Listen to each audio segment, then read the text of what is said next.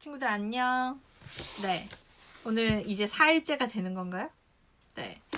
3장을 지난 시간에 다 안 읽고 중간에 끊었었어요. 그래서 그 뒷부분부터 읽도록 하겠습니다. 아르고호를 타고 지금 태풍의 중심까지 갔어요. 그 뒤로 읽기 시작하겠습니다. 드디어 태풍의 중심에 도착했다. 그런데 눈앞에 벌어지고 있는 광경이란 폭풍이 그 강력한 힘으로 들쭉날쭉한 파도들을 다림질하듯이 쓸어버려서 그곳의 바다 표면을 거울처럼 매끈했다. 그런데 거기서 거대한 어떤 생물체가 춤을 추고 있는 것이었다. 위로 갈수록 더 뚱뚱한 그 생물체는 한 발로 서서 춤추고 있었다. 마치 산만한 거대한 팽이가 빙글빙글 돌고 있는 것 같았다. 게다가 어찌나 빨리 도는지 자세한 모습을 살펴볼 수도 없었다. 아이젠슈타인 교수는 세찬 빗줄기 때문에 자꾸 흘러내리는 안경을 고쳤으며 환호성을 질렀다. 슝슝 구미라스티쿰이다. 돈 멜로가 투덜거렸다. 조금 더 자세하게 설명해 주시겠어요? 우리는 단순한 뱃놈들이라서. 조수인 사라가 끼어들었다. 교수님이 연구에 전념하게 내버려 두세요. 두 번 다시 없는 좋은 기회예요. 팽이 모양의 저 생물체는 지구가 탄생한 최초의 시기에 출현한 것으로 추정되지요. 그러니까 10억 년보다 더 오랜 옛날에 출현했다고 할 수 있어요. 지금은 먼지처럼 작은 변종만이 남아있을 뿐이에요. 간혹 토마토 소스나 더욱 드문 일이긴 하지만 초록색 잉크 속에서나 찾아볼 수 있지요. 이런 크기의 표본이라면 이 종류로 아직까지 남아있는 유일한 것일 거예요. 으르렁대는 바람소리에 맞서 선장이 큰 소리로 외쳤다. 하지만 우리는 영원한 태풍의 원인을 제거하기 위해 여기를 온 겁니다. 그러니까 교수님 저놈을 멈추게 할 수 있는 방법을 일러주세요. 교수가 말했다. 나도 모릅니다. 아직까지 저 생물체를 학문적으로 연구할 기회를 가진 사람은 아무도 없었으니까요. 선장은 말했다. 좋습니다. 그러면 우선 대포를 한 방 쏘겠습니다. 그리고 무슨 일이 벌어지는지 보기로 하지요. 교수는 한탄했다. 유감천만이군요. 하나밖에 남지 않은 슝슝 구미라스티쿰 표본을 쏘다니. 하지만 어느새 강력한 파괴력을 자랑하는 상상의 대포가 거대한 팽이 모양 생물체를 조준했다.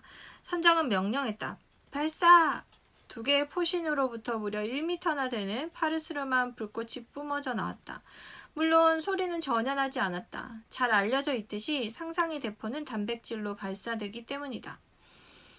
번쩍번쩍 빛나는 대포알이 슝슝 향해 날아갔다. 하지만 슝슝이 일으키는 거대한 소용돌이에 휘말려 방향이 빗나가고 말았다. 대포알은 점점 더 빠른 속도로 슝슝 주위를 몇 번 돌더니 결국 하늘 높이 퉁겨 올라가 먹구름 속으로 사라져버렸다. 선장 고르더니 고함쳤다. 허탕이야. 아무래도 저놈에게 좀 더 가까이 가야 할 것 같소. 돈 멜로가 큰 소리로 대답했다. 더는 가까이 갈 수 없습니다. 모든 계기가 이미 전속력으로 맞춰져 있지만 폭풍의 뒤로 날려가지 않고 간신히 버티고 있는 형편인걸요.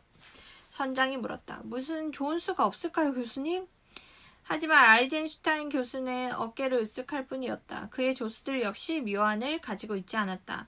결국 아무 성과도 거두지 못하고 이번 탐험을 중단해야 할 모양이었다. 그 순간 누군가가 교수의 옷소매를 잡아당겼다. 누구였을까요? 네, 아름다운 원주민 소녀 모모잔이었다. 소녀는 우아한 몸짓을 하며 말했다. 말룸바 오이지트 조노 에르바이니 잠바 인살투 롤루 빈드라 크라무나 호이 베니베니 자도가우.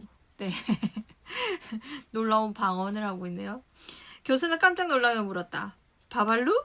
디디마 파우노지 인투게 노인의 말룸바?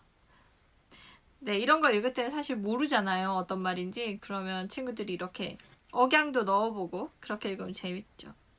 아름다운 원주민 소녀는 열심히 고개를 끄덕이며 대답했다. 도도 마우프 슐라마트 바바다. 교수는 생각에 잠긴 듯 턱을 쓸어내리며 대답했다. 오이. 1등 항해사가 물었다. 뭐라고 하는 거예요? 교수는 설명했다. 자기 부족에게는 옛날부터 전해 내려오는 노래가 있답니다. 누군가 용기 있는 사람이 그 노래를 떠도는 자기 부족에게는 옛날부터 전해 내려오는 노래가 있답니다. 누군가 용기 있는 사람이 그 노래를 떠도는 태풍에게 불러주면 태풍을 잠재울 수 있다는군요. 돈 멜로가 투덜댔다. 웃기는 소리 말라고 하세요. 폭풍에게 자장가를 불러주다니. 조수사라는 교수의 의견을 알고 싶어 했다. 교수님 생각은 어떠세요? 가능한 일일까요? 아이젠슈타인 교수는 주장했다. 편견을 가져서는 안 돼요. 원주민의 오랜 관습에 진리의 핵심이 담겨있는 경우가 종종 있으니까. 슘슘 구미라스티쿰에게 영향을 미칠 수 있는 어떤 의미 있을 수도 있어요. 우리는 슘슘의 습성에 대해서는 거의 모르니까요. 선장은 결정을 내렸다. 손해날 것은 아무것도 없어요. 그러니까 한번 해봅시다. 소녀에게 노래를 하라고 하세요. 교수는 아름다운 원주민 소녀에게 몸을 돌리고 말했다. 말룸바 디디 오이자팔 푸나 푸나 바바두.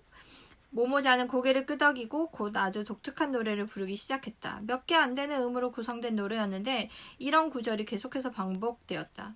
애니메니 말 알루베니 바나타이 주주라테니. 소녀는 노래를 부르면서 손뼉을 치고 박자에 맞춰 빙글빙글 돌았다. 멜로디와 가사가 단순해서 외우기 쉬웠다. 다른 사람들도 하나씩 둘씩 노래를 따라 부르기 시작했고 손뼉을 치면서 박자에 맞춰 빙빙 돌았다. 노련한 뱃사람 돈 멜로 드디어는 아이젠슈타인 교수까지 놀이터에서 뛰노는 아이처럼 노래하고 손뼉치는 모습은 정말 놀라운 광경이 아닐 수 없었다. 그러자 아무도 믿지 않았던 일이 일어났다. 거대한 팽이 모양의 생물체의 회전 속도가 점점 더 느려지더니 결국 우뚝 섰다가 서서히 바닷속으로 가라앉기 시작했다. 생물체가 사라지자 우르릉 엄청난 물보라를 일으키며 갈라졌던 바다가 다시 닫혔다. 순식간에 폭풍이 잠잠해지고 비가 그치고 하늘이 맑고 파래지고 파도가 잔잔해졌다. 아르고호는 거울처럼 반짝이는 바다 위에 고요히 떠 있었다. 마치 고요함과 평화만이 있을 뿐 아무 일도 없었던 것 같았다. 선장 고르도는 자랑스럽다는 듯이 한 사람 한 사람의 얼굴을 찬찬히 들여다보며 말했다. 여러분, 우리가 해낸 겁니다. 선장은 말이 많은 사람이 아니었다. 모두들 그걸 잘 알고 있었다. 그렇기 때문에 덧붙인 다음 한마디는 더 의미가 깊었다. 여러분이 자랑스럽습니다. 꼬마 동생을 데리고 온 소녀가 말했다. 정말 비가 온 것 같아. 어쨌든 난 흠뻑 젖었어. 정말 소나기가 내렸던 것이다. 모두들 놀랐지만 누구보다 놀란 사람은 꼬마 동생과 함께 온 소녀였다. 강철 선박 아르고호를 타고 있는 동안에 천둥 번개를 무서워한다는 걸 까맣게 잊고 있었기 때문이다. 아이들은 그러고도 한참 동안 모험에 대한 이야기를 했다. 아이들은 모두 자기가 겪었던 일을 자세하게 이야기하고는 집으로 돌아가 젖은 몸을 말리기 위해 뿔뿔이 헤어졌다. 다만 한 아이만이 놀이의 결과를 못 내 아쉬워했다. 바로 안경을 쓴 소년이었다. 소년은 헤어지면서 모모에게 말했다. 슘슘 구미라스티쿰을 그냥 가라앉혀버린 건 정말 유감이야. 그 종류 중에서 남아있는 유일한 표본이었는데 좀 더 자세히 살펴보고 싶었거든. 하지만 한 가지 사실에 대해서는 모두 의견이 같았다. 그것은 어느 곳에서도 모모네 집에서처럼 재미있게 놀 수 없다는 사실이었다. 네, 여기까지 3장입니다. 네, 아르고 이야기가 어떤 이야기인지 알 것 같아요? 네, 모모가 오고 나서 어떻게 했던 것 같아요? 아마 모모랑 같이 이야기를 나누고 서로 이야기를 만들어가고 그런 이야기였던 것 같아요. 진짜 소나기가 쏟아졌는데 아이들은 파도에 이렇게 다 젖은 것처럼 느껴지고 이런 상상하는 것만으로도 재밌게 놀 수 있는 것 같아요. 네. 그럼 이번 3장은 좀 길었는데 여기까지 읽겠습니다. 다음 시간에 4장 읽을게요. 안녕.